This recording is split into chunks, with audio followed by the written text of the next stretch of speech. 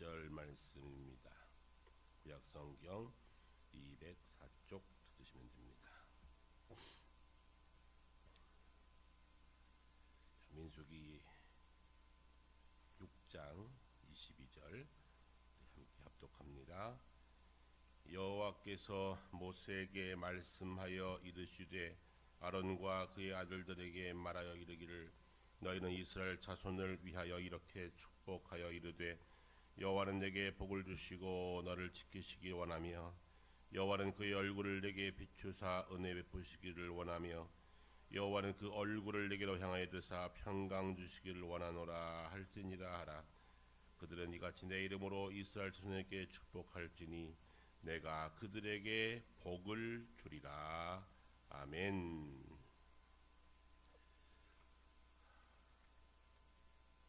세대 차이라는 말이 있습니다. 과거에는 해방 이전 세대와 해방 이후 세대로 세대 차이를 구분했습니다. 우리 45년 해방에 태어나신 분들을 해방둥이 그랬습니다. 우리 교회도 해방둥이가 계십니다. 45년생 일제강점기에서 우리가 해방되어서 해방됐던 45년 1945년 그 이전 세대와 이후 세대를 나누어서 말하던 때가 있었습니다. 해방 전에 태어났냐 해방 후에 태어났냐 이것 가지고 세대 차이를 나눴습니다.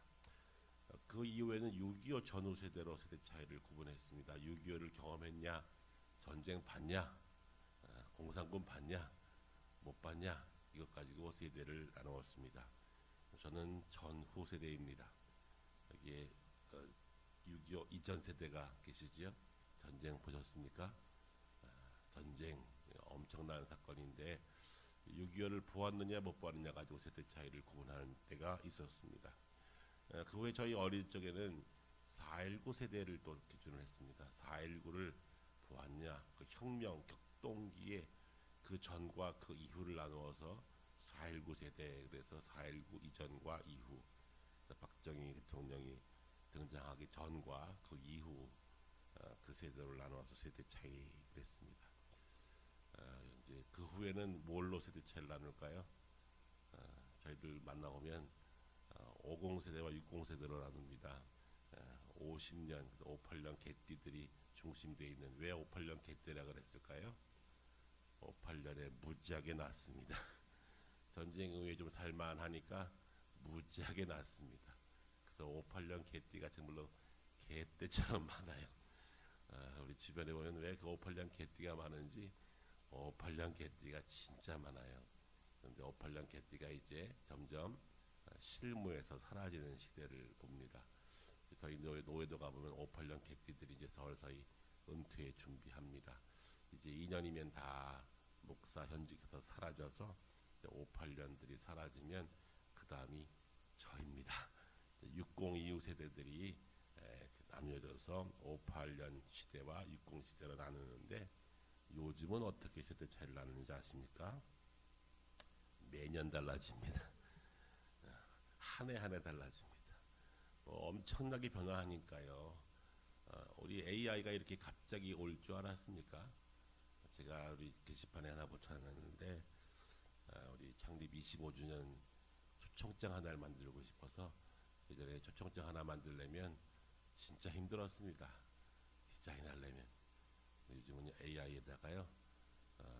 우리 2026년도 3월 8일 날 우리 창립 25주년 감사예배 초청장 만들어줘. 그러면 3분이면 끝납니다. AI가 얼마나 쭉 펼쳐놓고 어느 걸 고르시겠습니까? 색상을 선택하십시오. 색상 고르면 문구가 마음에 드시니까 수정하려면 수정하십시오. 5분이면 포스터 하나가 완성이 돼요. 이런 세대가 작년에도 우리 경험 못했어요. 올해는 눈으로 보면서 이걸 5분이면 이제 디자이너들 다 큰일 났어요. 한 번에 디자인해버려요. 그것도 내가 선택할 수 있도록. 이렇게 시대가 바뀌어요. 그래서 1년 단위로 세대 차이가 난다. 그럽니다. 그러면 성경에는 중요한 세대 차이가 언제 있었을까?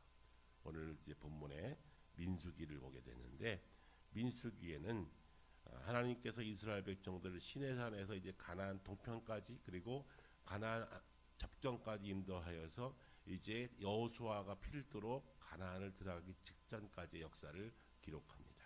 그래서 그 중에 제일 중요했던 일들이 민수기 책 제목대로 인구 조사를 했습니다. 여러분, 사람의 수를 왜 셀까요? 사람의 수가 과거에는 힘이었습니다. 그래서 과거에는 자식 많은 집이 부자였어요. 자식이 많으면 노동력이 많거든요. 자식을 많은 여인들이 인정받았어요. 인구가 중요합니다. 그래서 머릿수가 중요했는데 민수기에도 이스라엘 민족들을 두 번에 걸쳐서 인구조사합니다. 첫 번째가 출애굽 세대인데요. 그 후에 인구조사를 두 번 하게 되지요. 그래서 출애굽 세대와 만나 세대로 나누어서 군대를 조직하고 진영을 갖추고 가나안에 들어갈 준비하기 위해서 땅 분배 이전에 만나 세대, 광야에서 태어난 사람들의 수요를 점검합니다. 무슨 말이냐면 출애굽 이후에 홍해 사건을 봤어? 못 봤어. 이것 가지고 세대책을 하는 겁니다. 엄청난 일 아닙니까? 여러분, 애굽에서 탈출하여서 홍해를 건넜던 사람들과 그리고 홍해를 건넌 이후에 광야에서 태어난 사람들의 생각과 삶은 가치관은 다를 수밖에 없어요. 홍해를 보았느냐? 내가 홍해 사건 봤어? 이것 가지고 세대 차이가 났다는 것이죠. 그래서 민수기에는 바로 이 두 세대, 출애굽 1세대와 만나 세대 사이에 있었던 일들과 하나님께서 그 가운데 역사했던 모든 내용들을 상세하게 기록하는데 이 내용 속에 우리에게 주시는 말씀은 무엇일까라는 것을 찾아내는 것이 민수기를 공부하는 이유입니다. 먼저 출애굽 세대는 하나님의 은혜로 구원받은 1세대입니다. 그래서 이들은 첫 번째 인구조사를 하게 되는데 하나님께서 시내산에서 1년 동안 머물게 하시면서 거기에서 뭐 하십니까? 율법을 주시고 성막을 주시고 어떻게 하나님을 만날 수 있는지 하는 방법과 그리고 그들로 하여금 율법을 교육하신 후에 장정으로서 싸움에 나갈 만한 20세 이상의 남자의 수를 계수하게 하십니다. 그래서 이제 그들이 첫 번째 출애굽 세대, 두 번째는 입 가나안 전에 만나 세대 인구 조사를 두 번에 걸쳐 하는데 이제 첫 번째가 시내 광야에 머물러서 이제 이들이 성막과 함께 이동하기 전에 인구의 수요를 계수하게 됩니다. 이것이 바로 첫 번째 인구 조사의 내용입니다. 그 이후에 이들은 그 인구에 따라서 진영을 구축합니다. 그래서 인구 조사는 각 지파에 따라서 조직하는 그 구성을 갖게 되는데 성막을 중심으로 레위 지파가 머물게 되고 그 사방 세 지파씩 12지파, 총 몇 지파죠? 13지파죠. 레위 지파를 빼고 나면 13지파인데 이 13지파가 레위인이 중심에 되고 각각 성막 중심으로 4지파가 함께 진영을 갖추어서 이제 가나안으로 행군을 시작하는 겁니다. 어마어마한 겁니다. 약 200만이 움직여요. 놀랍죠. 요즘 뭐 5만, 10만 이것도 엄청난 거 아닙니까, 여러분? 월드컵 경기장 꽉 채워야 한 5만 될 텐데 약 200만이 그냥 왔다 갔다 하려니까 엄청난 수입니다. 아이들까지. 그래서 이제부터는 진영을 갖추어서 성막 중심으로 옮겨가기 시작하죠.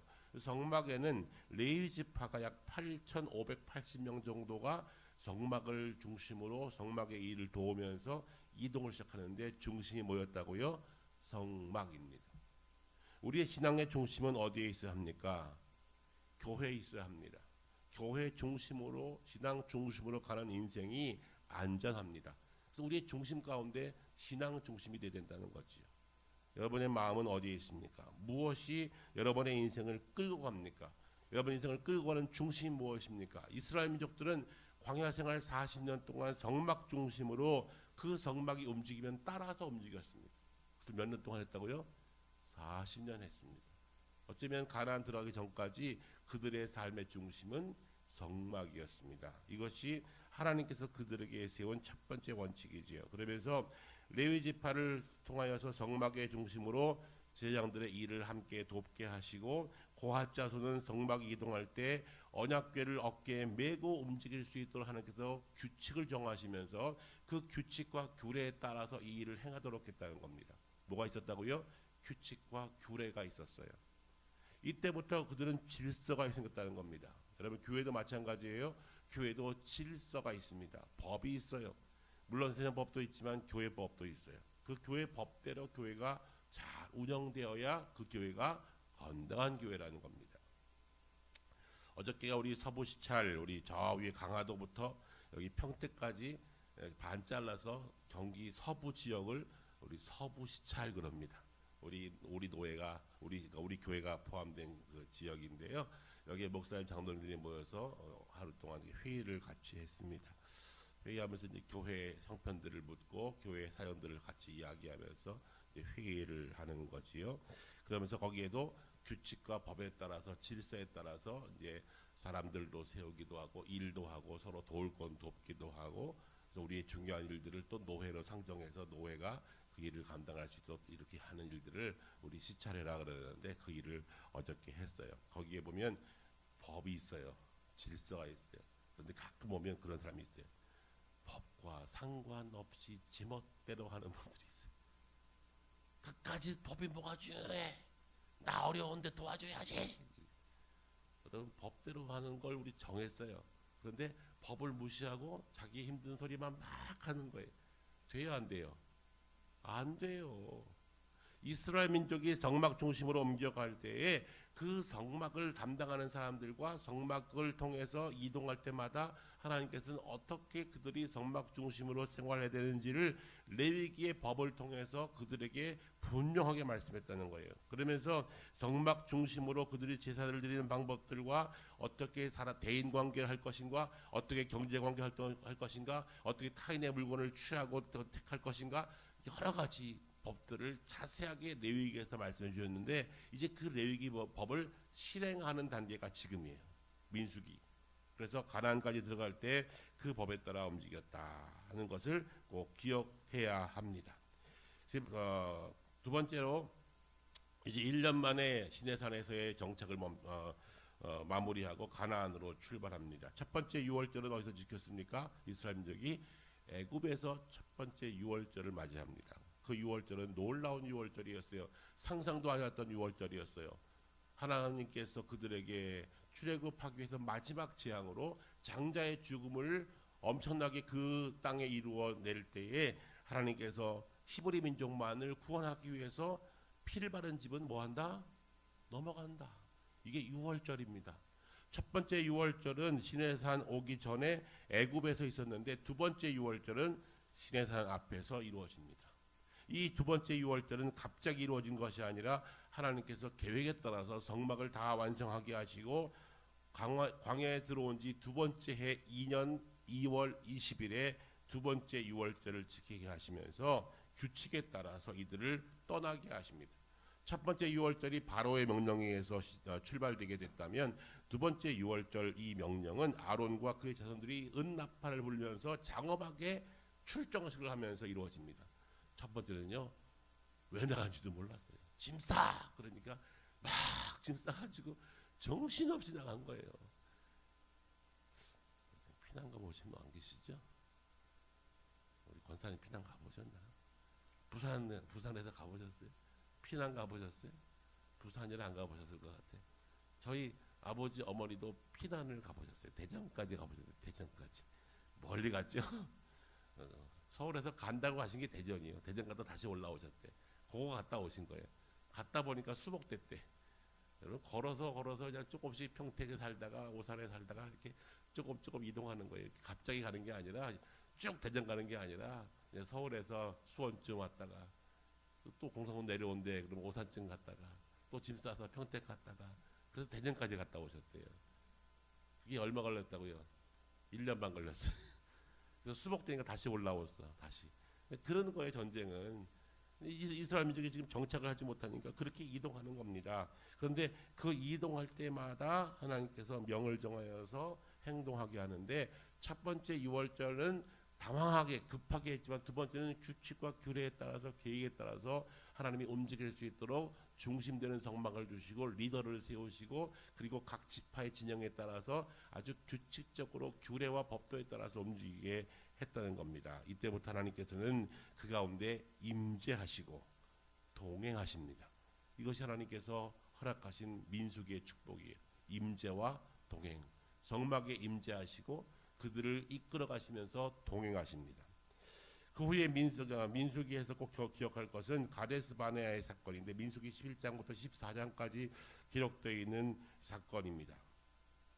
가나안 근처에 접경에 거진다 왔을 때 하나님께서는 이들에게 가나안을 정탐하도록 하시죠. 그 12명의 정탐꾼 여호수아 갈렙과 12명이 가나안에 들어갑니다. 가서 그 땅을 탐지하고 돌아옵니다. 자, 이제 그 땅을 봤으면 오케이, 올라가자 그래야 되는데 10명의 정탐꾼은 뭐라 그랬어요? 우리는 가면 죽는다.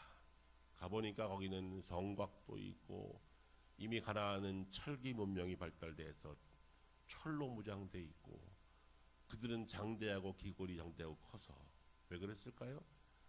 그쪽은 농경제 사회가 이미 시작되었기 때문에 잘 먹었을 거예요. 히브리인들은 노예 생활 하는 동안 뭐 잘 먹었겠어요? 그러니까 그렇게 크지가 않았던 것 같아요. 그러니까 그들이 볼 때는 거인 같은 거예요. 거인 같은 거. 가봤자 안 된다. 그래서 그들은 가지 말자라고 12명 중에 10명이 반대합니다. 그래서 그때 10명 중에 2명 여호수아 갈렙은 뭐라 말합니까? 두려워하지 말라. 그들은 우리의 밥이다. 우리의 먹잇감이다. 하나님께서 함께 하시니 올라가자라고 합니다. 그런데 10명이 반대하는 겁니다. 하나님께서는 그때 10명이 반대하는 그 사건 때문에, 그들의 불평과 원망 때문에, 그들이 우리를 여기까지 끌고 와서 결국은 죽이려고 이렇게 했냐라고 막 원성이 올라갈 때 하나님께서는 진노하십니다. 그 진노의 결과가 무엇입니까? 가나안 들어가는 것 40년간 보류. 아무도 안 놀라십니까?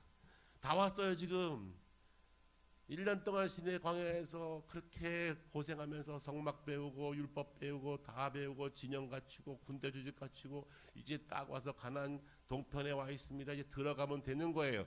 그래서 정탐하고 와서 가지 말자 그러는 거예요. 답답했겠죠. 목적이 뭡니까? 가나안 가는 게 목적이에요. 다 왔어요. 가면 되는 거예요. 가라 명하면 되는 거예요. 근데 12명 중에 10명이 반대하면서 백성들의 여론이 바뀌는 거예요. 가지 말자. 죽으러 가냐? 죽으려고 여기 왔냐? 차라리 돌아가서 애굽에서 종살이가 훨씬 낫겠다. 이게 말이 됩니까? 여기에서 하나님께서 진노하사 가나안 땅 들어가는 시간을 40년을 보류하셨어요. 그래서 다시 뺑뺑이 돌리는 거예요. 저는 이 민수기 볼 때마다 참 우리 믿음의 사람들도 비슷하지 않나.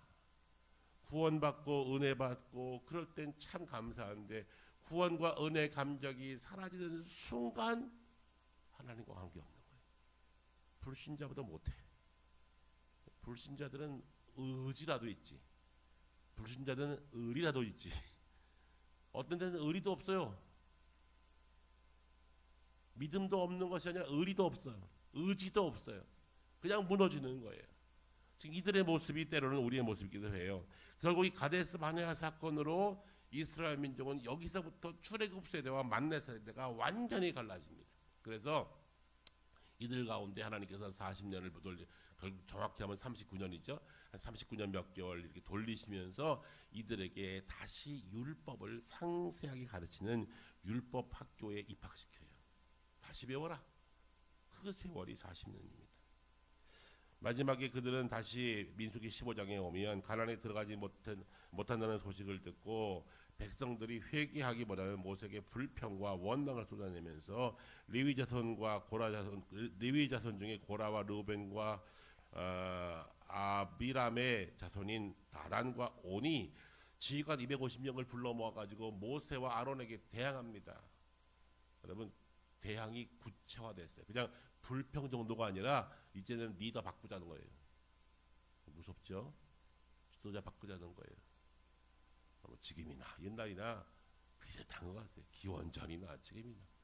시들이 힘들고 불평하면 리더 바꾸자는 겁니다. 결국은 그들이 반기를 들었어요. 모세와 아론에게 반기를 듭니다. 여러분, 모세 인생 가운데 평안한 인생이 있었을까요? 모세 인생은 한 번도 평안한 적이 없어요. 태어날 때 갈대 상자 탔지요. 그리고 그가 어릴 적에 40년 동안 잘 먹고 잘 살고 끝날 줄 알았는데 결국 광야에 가서 40년 고생하지요. 그리고 나서 나머지 40년은 이스라엘 민족과 함께 처절하게 광야 생활로 노년을 다 보내요. 그 중에 인생 가운데 큰 변화가 있었다면 금송아지 사건과 가데스 바네아의 두 번의 사건과 마지막으로 이 지휘관 250명 고라자손과 이 250명들이 대항했던 사건이 모세에게는 가장 큰 위기였어요. 금송아지 사건, 가데스 바네아에서 반역했던 일, 구체적으로 지휘관 250명이 일어나서 모세와 아론에게 대적했던 일, 이런 것들이 인생의 고비였어요. 그런데 그때마다 하나님께서 모세와 함께 하십니다. 무엇으로? 모세의 결단과 모세의 기도 가운데 하나님은 모세와 이스라엘 민족을 놓지 않으시는 거예요. 그래서 한 사람이 중요합니다. 교회나 나라나 한 사람이 중요합니다. 여러분, 한 사람이 그러한 사람 되기 바랍니다. 흔들리지 말고 끝까지 믿음으로 서 있는 그 한 사람, 모세와 아론. 결국은 하나님께서 그 모세와 아론의 손을 들어주십니다. 반역자 250명이 한 방에 땅 속에 묻혀버려요. 땅이 쩍 부러지면서 쏙 들어가 다 죽습니다. 그랬더니 그들이 말하지요. 왜 우리만 죽냐? 왜 이렇게 큰 일을 만드냐? 사람이 죽은 거 결국은 네 아론의 잘못 때문입니다. 아론만 거룩하냐? 우리도 거룩하다. 여러분, 민수기 보면요, 참 별말 다 합니다. 아주 끝장을 다 보는 거예요. 주세정에게 와서 너만 거룩해, 그 얘기. 제 얘기해서 죄송하지만 교인 중에 나한테 와서 목사만 거룩하냐? 나도 안수 받았어. 나도 권사인데 나만 거룩해. 이러는 거예요 지금. 내가 뭐가 잘났다고. 그러니까 하나님이 어떻게 했어요? 그 땅에 연병을 발하여 14,700명이 죽어요. 그리고 하나님께서는 아론의 영적 권위를 세워주십니다. 아론의 마른 지팡이에 싹이 나고 꽃이 피고, 이 죽었던 나무에 꽃이 피는 엄청난, 나중에 그 아론의 싹난 지팡이가 아론의 영적 권위를 살리는 중요한 상징이 됩니다. 기억하시죠? 아론의 싹난 지팡이. 어떻게 지팡이에서 싹이 나요? 하나님의 생명력이 임하면 마른 지팡이도 싹난다. 아론에게 영적 권위를 부어주신 거예요. 그래서 다시 이스라엘 민족이 살아나게 됩니다. 이가 다 누가 했어요? 하나님이 했어요. 아론의 말로 안 됩니다. 지나고 보면 저 이 자리에서 25년 살았습니다. 25년 살았다고요. 40 초반에 와가지고 이제 60을 훌쩍 넘겨버렸어요. 언제까지 있을런지 모르지만 40, 그렇죠. 41살에 와가지고 이제 60대 중반을 바라보는데 참 많은 세월 지냈지요. 제가 지금 25년 맞으면서 교회 약사를 어저께 주보치를 다 끌어놓고 다시 정리하고 있어요. 지금. 교회 약사를. 교회 역사를 남겨놓고 내가 떠나야 될 거 아니야. 그래서 교회 역사를 좀 쭉 쓰고 있어요. 쓰고 있는데 이제 주보철 하나하나 다 보니까 주보가 역사거든요. 별일이 많았더라고요. 참 이런 일도 있었고, 이런 분도 왔었고, 이런 분도 갔었고, 이런 교육자도 있었고, 저런 교육자도 있었고. 그런데 그때마다 마음이 편안했을까요? 저는 지금이 천국이에요. 지금이 천국이에요. 지나보면 지금이 천국. 제가 어저께 교회 보고하면서 그랬어요. 제가 영통에 온 지 25년 됐습니다. 4반세기를 보냈습니다. 그랬더니 박수! 그러더라고요. 25년 혼자 와서 개척해서 버틴 목사가 우리 시찰에 나밖에 없더라고요. 25년 버틴 사람. 제가 잘할 줄 몰라도 버틸 줄 알아요. 다 중간에 바뀌고 떠나고 뭐 다 바뀌어. 자, 25년 버텨냈어요. 그냥 했을까요? 돌아보면 아니요. 하나님이 세워주신 거더라고요.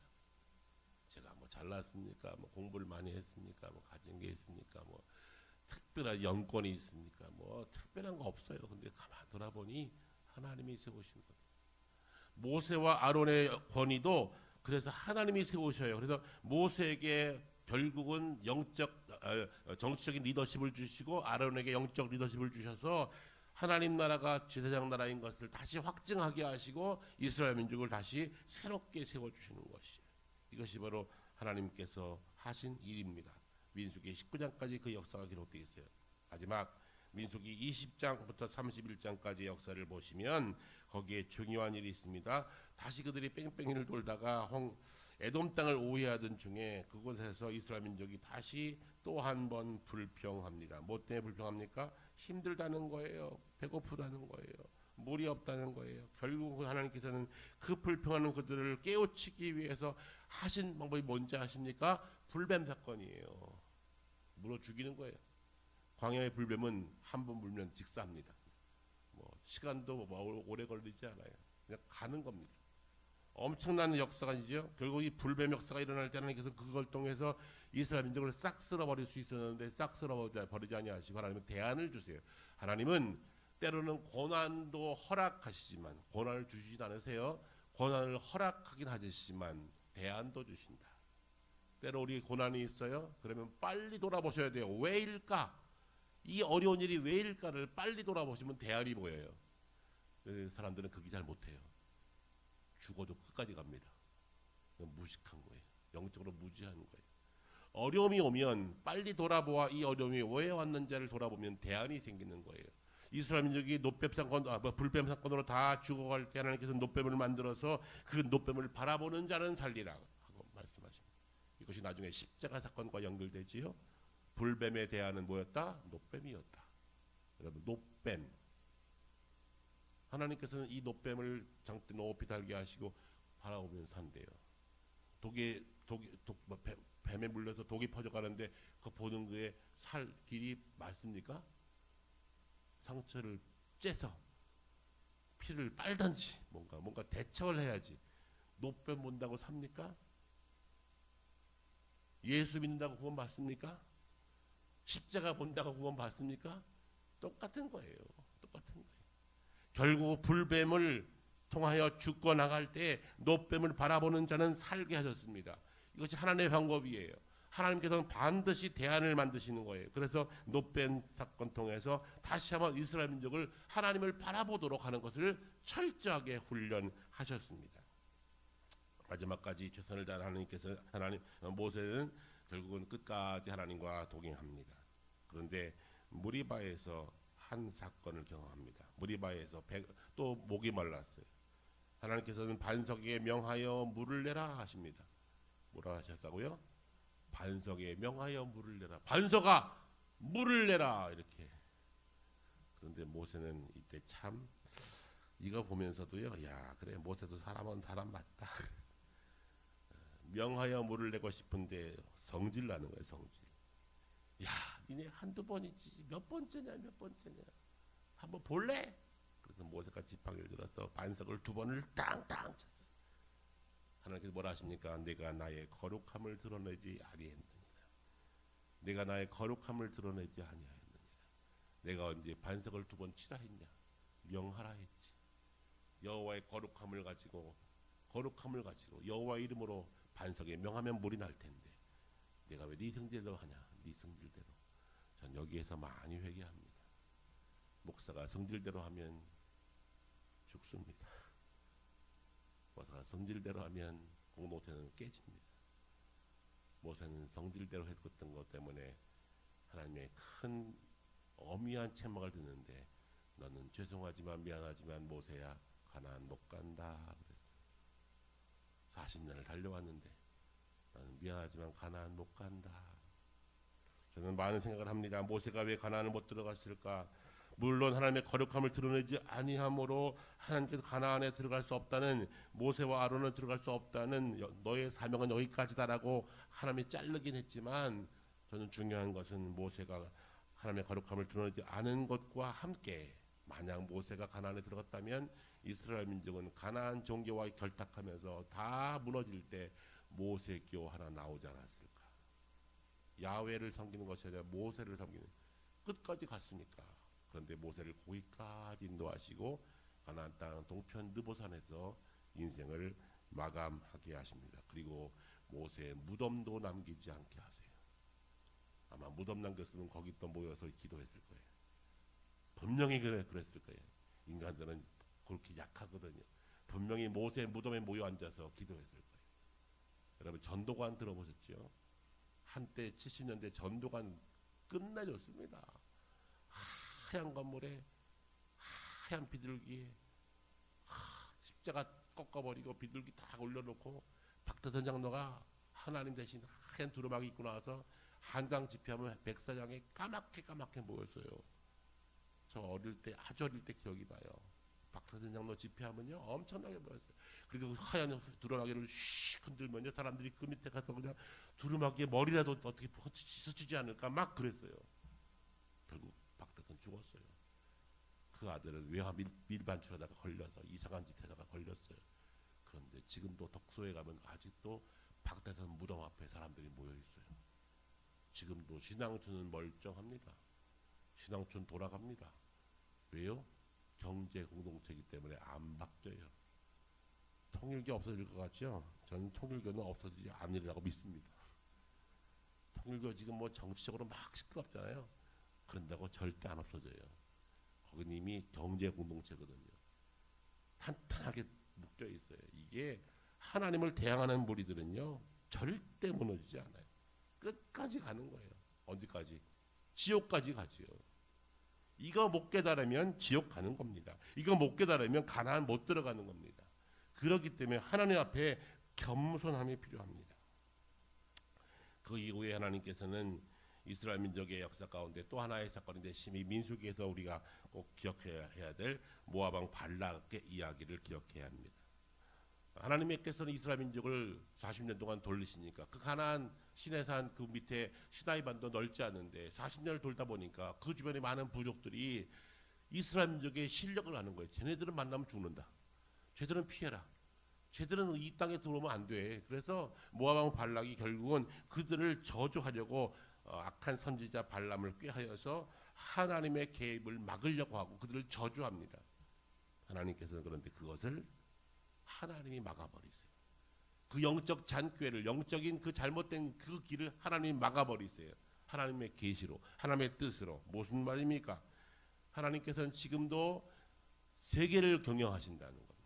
당시에 고대 근동지역의 이스라엘 민족은 엄청난 집단이었어요. 그리고 그들은 홍해를 건넜어요. 광야를 통하면서 하나님의 임재를 경험했어요. 탄탄한 군대였습니다. 결국 그들을 모함하려는 그 세력들이 둘러싸고 결국은 모압 왕 발락이 발람을 통해서 그들을 저주하고 어떻게든지 없애려고 그랬지만 하나님이 그렇게 안 하시더라고요. 기억하십시오. 구원받은 백성이 외로워 보여도 하나님이 보호하십니다. 저것들 모여서 뭐 맨날 뭐 수요일도 모이고 주일도 모이고 맨날 모여서 뭐 한다고 합니다. 저거 별것들 아니야. 괜찮아요. 하나님이 우리를 막아주세요. 하나님이 보호하세요. 이것이 하나님께서 이 말씀을 통해서 우리에게 주시는 영적 교훈인 것을 꼭 기억하시기 바랍니다. 그리고 마지막으로 민수기 마지막 부분에 하나님께서 이스라엘 민족에게 두 번째 인구조사를 시킵니다. 그래서 첫 번째는 시내산 밑에서 한번 인구조사하고 그들이 출발했고 이제 가나안 동편에서 마지막 땅 분배를 앞두고 이제 가나안에 들어가면 땅을 나눠야 될 텐데 어떻게 땅을 나누는 것이 합리적이냐. 그래서 인구를 지파별로 다 구분하게 합니다. 민수기 읽을 때 제일 지치는 게 이거 아니에요? 무슨 집 밖에 소환이 몇 명이었더니 뭐 전쟁에 나갈 만한 사람 기소환이 몇 명이었더라 뭐 아유 반복. 여러분 그때 반복할 때 기억할 게 있어요. 하나님은 정확하시다. 하나님은 잔꾀 부리는 걸 원치 않으세요. 그래서 수학 전공한 선생님들 가운데 믿음 좋으신 분들은 민수기가 제일 재밌대요. 야 이렇게 맞아떨어지냐? 숫자 더하면요 그만큼 성전세 더 내 그래요. 아시죠? 숫자가 더해지니까 야 그만큼 성전세 더 내. 하나님은 얄짤 없어요. 그 속절을 더 내라. 니네 200명 많잖아. 민수기 보면 재밌는 게 많이 나와요. 야 하나님은 아주 정확하시다. 여러분 숫자로 하나님 속이려고 하지 마세요. 가짜 노릇하지 마세요. 우리 자꾸 장꾀로 하나님을 숫자를 속이려고 그래요. 그래 안 그래요? 회개하세요. 하나님은 정확하세요. 내가 속여도 하나님은 에이구 참 그거 공짜 띄고 붙이고 그거 별거 아닌데 그거 왜 속이려고 그러냐. 민수기의 말씀이 그 말씀이에요. 결국은 인구를 자세하게 계수하면서 땅 분배를 위한 전략을 만들게 하세요. 그래서 1차 인구조사가 60만 3,505명이었는데 2차 인구조사는 60만 1,730명이었어요. 굳이 성경이 이렇게 인구의 수를 자세하게 기록할 필요가 있을까? 자 보세요. 시내산에서 출발해서 하나님께서는 가데스 바네아의 사건 통해서 그들을 40년간 뺑뺑이 돌렸잖아요. 식상하게 고생했어요. 그런데 인구는 안 줄었네요. 할렐루야. 이럴 때 좀 놀래주셔야 돼요. 오메 안 놀래? 여러분, 하나님은요 징계를 베푸기도 하지만 그 징계 중에도 인구를 안 줄이셔요. 광야에서 그 애 낳고 싶었겠어요? 40년 동안 집도 없이 불매며 울리고 목마르고 배고프고 하늘 바라보고 만나 결국 그 간신히 먹고 살았는데, 하나님은 시내산 입구에서 출발할 때 60만, 가나안 동편까지 왔을 때 마지막 60만, 동일한 인구, 장정만 60만이에요. 그 인구수를 줄이지 않으셨어요. 이것이 하나님의 은혜입니다. 하나님은 마지막 모세에게 일을 하나 주시죠. 너 이제 떠난다. 너 오래 못 간다. 그러니 다음 사람 세워라. 그래서 여러분 잘 들으세요. 모세가 사명을 다함을 알고 여호수아에게 힘을 실어줍니다. 모세 죽었다 안 죽었다? 안 죽었다. 안 죽었는데 다음 사람을 세웁니다. 여호수아는 아론의 뒤를 이을 제사장인 엘르아살도 세웁니다. 그래서 아론의 후임자와 자신의 후임자를 살아있는 데 세웁니다. 여러분, 과거의 왕권 시대에 왕이 살아있는데 차기 왕 세운 거 봤어요? 끝까지 안 세웁니다. 이긴 자는 없어요. 이긴 자는 죽이죠. 죽여요. 그런데 모세의 위대함은 살아있을 때 후임자를 세운 거예요. 그래서 우리 한국교회 제일 큰 문제가 아까 말했죠. 58년 개띠 문제라고. 이제 앞에 가신 분들이 가시면서 다음 사람 세우는데 여기서 교회가 많이 시끄러워요. 우리 교회는 그렇게 안 되기를 간절히 소망합니다. 간절히 정말로. 제가 떠난 후에 떠난 그 다음 자리가 이상한 자리가 되지 않기를, 그것 때문에 불협함이 나지 않기를. 지금 교회마다 불협함. 58년 50년대가 사라지고 그 다음 세대가 세워지는데 교회가 다 시끄러워. 알만한 교회들 다 시끄러워요. 쉽지 않아요. 여기 가까운데 우리 명상제일교회 유튜브에 나갈래네. 거기 이제 후임자가 이제 바뀔 때가 됐어요. 올해 끝이에요. 그런데 감사하게 잘 해결됐어요. 원로 목사도 초대했어요. 지난주에. 할렐루야. 이런 제가 기도했어요. 하나님, 우리 같은 동네 교회가 시끄러우면 안 될 때 교회 잘 세워주세요. 너무 감사하게 좋게 잘 해결돼서 원로 목사 초대 박수로 초대했어요. 할렐루야. 그게 진짜 좋은 거예요. 살아있을 때 후임자가, 살아있을 때 다음 세대가 세워주는 거. 여러분, 역사도 마찬가지고 교회도 마찬가지입니다. 지금 잘 돼도 다음이 안 되면 망하는 거예요. 저는 우리 한국교회가 다음 세대가 더 잘 되는 교회 되기를 축원합니다. 제가 소망하기는 제가 떠난 후에도 이 교회가 더 잘 되는 교회 됐으면 좋겠어요. 나중에 소문을 들으면, 야, 샘터교회가 그렇지, 거기 뭐 다시 재개발됐는데 교회를 거기다 크게 졌대. 할렐루야. 아, 대단하다. 그래, 대단하다. 그러기를 소망해요. 진짜로, 진심으로. 이게 진짜인 거예요. 모세는 결국은 하나님께서 자신의 생명을 다함을 알고 여호수아에게 힘을 주셨으니 모세는 원로 리더가 되고 여호수아는 차기 리더가 됩니다. 이것이 하나님의 방법이었어요. 그리고 모세의 명을 받은 만나 세대는 1만 2천 명의 군대를 데리고 미디안과의 전쟁을 멋들어지게 여호수아 중심으로 전쟁을 했는데 이겨버려요. 당시에 미디안은 가장 강력한 군대였는데 그 미디안과의 싸움에서 여호수아가 나가서 그 전쟁을 이겨버립니다. 뭐 한 겁니까? 실력을 검증한 거예요. 하나님께서 이제 봐라, 모세 이후에 여호수아만으로 충분하다.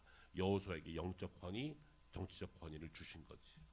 하나님의 방법은 이렇습니다. 그리고 그들은 이스라엘 민족이 다시 가나안 동편에서 조직을 갖추고 이제 마지막에 오면 동쪽 땅을 먼저 루벤 지파와 므낫세 반지파가 먼저 땅을 차지하게 한 후에 이제 다시 가나안 서쪽으로 진격해 들어가는 그 직전까지 민수기가 기록되어 있습니다.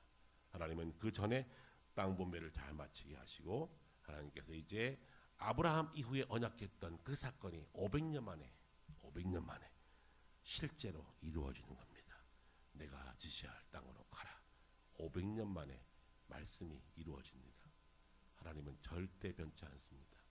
여러분의 개인의 감정, 개인의 마음 때문에 공동체가 무너지지 않기를, 하나님께서는 한 사람 한 사람을 통해서 공동체를 세운다는 사실을 민수기는 우리들에게 분명히 말씀했어요.